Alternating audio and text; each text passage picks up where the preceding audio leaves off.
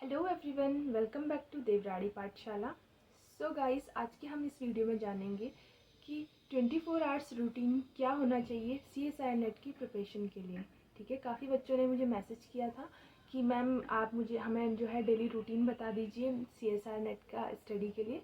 तो मैं इसीलिए उन सबके लिए जो है मैं ये वीडियो लेकर आई हूँ। ओके, मेन वीडियो में चलने से पहले मैं आप लोगों को बता दूं कि अगर आप लोग मेरे चैनल पे नए हो तो इसे सब्सक्राइब करना ना भूलें।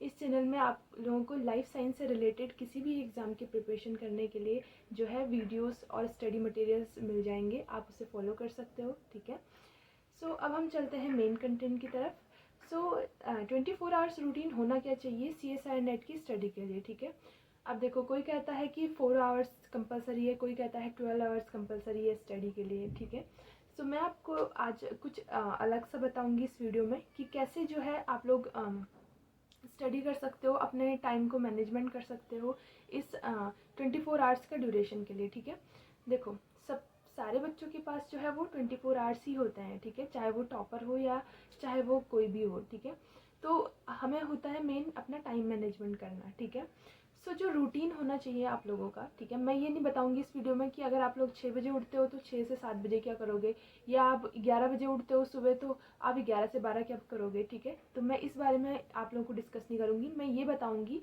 कि क्या एक्चुअल में रूटीन होना चाहिए, क्या आपको मेन करना चाहिए अगर आप CSIR नेट या किसी भी एग्ज़ाम की प्रिपरेशन कर रहे हो तो। ठीक है, तो सबसे पहली बात है कि कोई भी कॉम्पिटिटिव एग्ज़ाम है वो हमेशा आपसे क्या मांगता है, पढ़ने के साथ साथ आपसे रिवीजन और प्रैक्टिस मांगता है। ठीक है, तो मेरे अकॉर्डिंग अगर आप जब भी मॉर्निंग में उठो, चाहे आप 6 बजे उठते हो, 7 बजे उठते हो, 10 बजे उठते हो या 11 बजे, कभी भी अगर आप लोग उठते हो, तो आप लोगों को मॉर्निंग में उठते ही सबसे पहले आप लोगों को अपना ध्यान जो है कंसंट्रेट करना चाहिए। मेरे अकॉर्डिंग गॉड को मानते हो तो उसकी पूजा कर सकते हो, राइट, या फिर आप लोग जनरली ध्यान में बैठ सकते हो, योग कर सकते हो। बस 5-10 मिनट भी अगर आप लोग करोगे तो it will be enough. Okay, then आपको क्या करना चाहिए, उठने के बाद अगर आप ये कर लो, उसके बाद आप लोगों को रिवीजन करना चाहिए। ठीक है, रिवीजन इसीलिए कह रही हूँ क्योंकि उस टाइम पे, मॉर्निंग के टाइम पे जब आप उठते हो तब आपका ध्यान एक जगह केंद्रित रहता है। ठीक है, तो उस टाइम पे अगर आप लोग रिवीजन करोगे तो आप लोगों को बहुत ही फायदेमंद होगा। ठीक है, नेक्स्ट बात करती हूँ, उसके बाद आप रिवीजन करें, जब तक आपका रिवीजन कंप्लीट ना हो जाता है तब तक आप रिवीजन करते रहें। देन अगर फिर आप लोग ब्रेकफास्ट करते हो, ठीक है, मॉर्निंग में ब्रेकफास्ट के बाद आप लोगों को मेरे अकॉर्डिंग जो है वो न्यू टॉपिक जो है कवर करना चाहिए, क्योंकि जब भी हम लोग नया टॉपिक पढ़ते हैं तो नए टॉपिक में हमें इंटरेस्ट रहता है पढ़ने में। ठीक है, लेकिन अगर वही टॉपिक हम बार बार पढ़ेंगे तो वो बहुत ही बोरिंग लग जाता है। ठीक है, तो मॉर्निंग के टाइम में उठते ही आप लोगों को रिवीजन करना है। देन ब्रेकफास्ट के बाद आप लोगों को जो है न्यू टॉपिक को पढ़ना चाहिए। ठीक है, न्यू टॉपिक कवर करना चाहिए।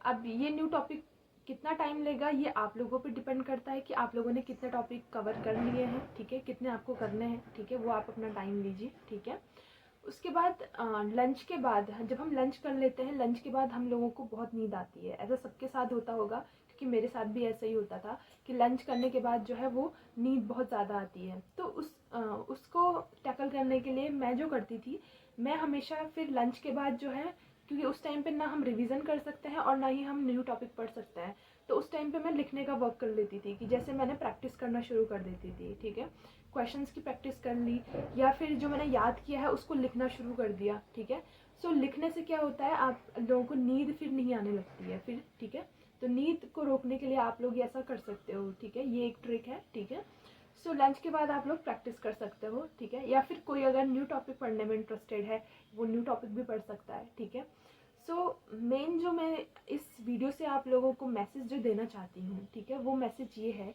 कि आप चाहे कभी भी उठो, कभी भी रिवीजन करो, या कभी भी प्रैक्टिस करो या न्यू टॉपिक पढ़ो, उस बात पे कोई फ़र्क नहीं पड़ता है।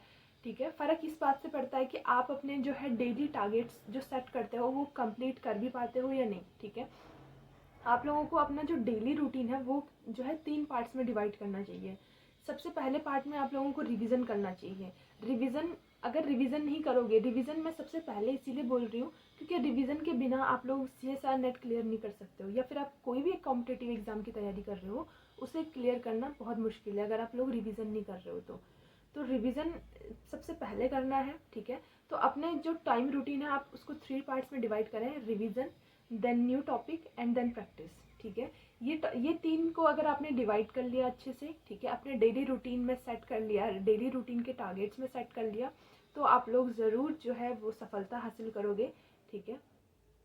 और जैसे कई बच्चे बोलते हैं कि उनका पढ़ने का मन नहीं करता है, मैम हमारा बिल्कुल भी मन नहीं करता, लेकिन अगर आप लोग जैसे जैसे टारगेट सेट करना सीख जाओगे कि हम, यानी कि आप लोगों को पहले दिन ही पता होना चाहिए, जैसे कल का रूटीन बनाना है तो तुम्हें आप लोगों को आज ही पता होना चाहिए कि हमें कल क्या क्या काम करना है, यानी कौन कौन से टॉपिक पढ़ने हैं, क्या क्या रिवाइज करना है और फिर क्या क्या प्रैक्टिस करना है, ठीक है।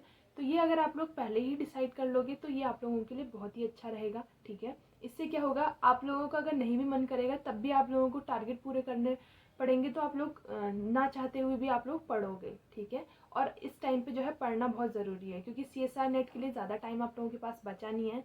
मई जून में आप लोगों का एग्ज़ाम हो जाएगा, जून जुलाई तक।